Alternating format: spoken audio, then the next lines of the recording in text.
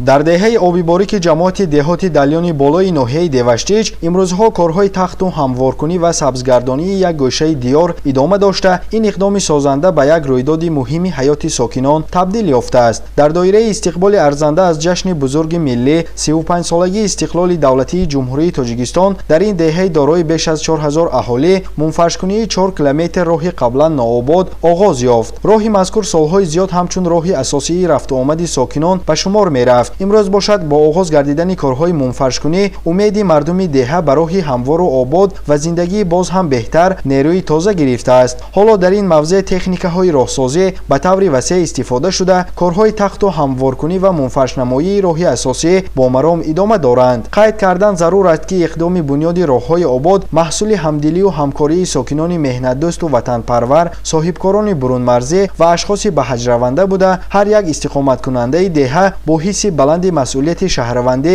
ва муҳаббат ба зодгоҳ дар ободии ин гӯшаи диёр саҳм гузоштанд. сокинони деҳаи обиборики ҷамоати деҳоти далёни боло асосан ба соҳаи кишоварзӣ машғул буда, дар таъмини рӯзгори хеш аз меҳнати софдилона ва истифодаи самараноки заминҳои кишоварзӣ баҳра мегиранд. дар деҳа чилхоҷагии деҳқонӣ фаъолият дошта, аҳолӣ бо заҳмати созанда дар рушди истеҳсолоти кишоварзӣ ва ободии маҳал саҳми арзандаи худро мегузоранд. аз ин рӯ беҳтар намудани ҳолати роҳҳо ва рушди инфрасохтори деҳа барои сокинон аҳамияти хоса дошта, корҳои роҳсозӣ ва ободонӣ ба фароҳам овардани шароити мусоид барои рафтуомади аҳолӣ ва интиқоли маҳсулоти кишоварзӣ мусоидат хоҳад кард. имрӯз мардум озодона фаъолият бурда истоданд.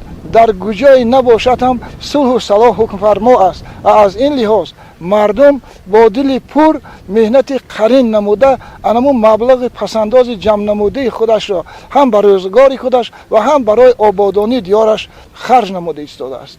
сокинони деҳаи обиборик хуб дарк намуданд ки ободии ватан аз ободии ҳар як деҳа, маҳалла ва кӯча оғоз меёбад. аз ин рӯ онҳо дар пайравӣ аз сиёсати созандаву бунёдкоронаи пешвои миллат президенти ҷумҳурии Тоҷикистон муҳтарам Эмомалӣ Раҳмон бо ҳисси баланди масъулият дар ободии зодгоҳи худ саҳми арзандаи худро мегузоранд. ҳамин аст ки мардуми ин деҳаи зебоманзар бо рӯҳияи баланди созандагӣ ва азму иродаи қавӣ ба истиқболи ҷашни 35-солагии истиқлоли давлатӣ омодагӣ мегиранд.